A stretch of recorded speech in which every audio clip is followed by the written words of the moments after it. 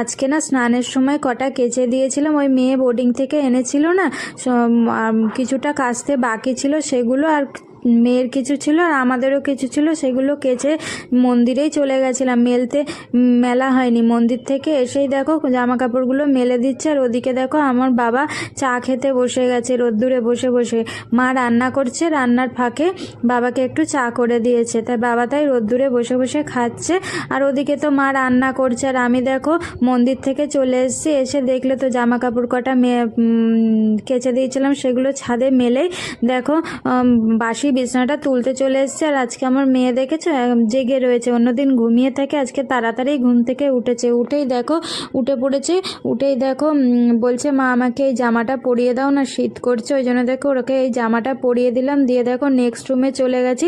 মা তো সকালবেলা যখন ঘুম থেকে ওঠে তখন তো বাসি বিছানাটা তুলে নেয়, তবুও আমি বিছানাটা একটুখানি টান টান করে নিলাম, নিয়ে আলনাটা অগোছালো হয়েছিল, আলনা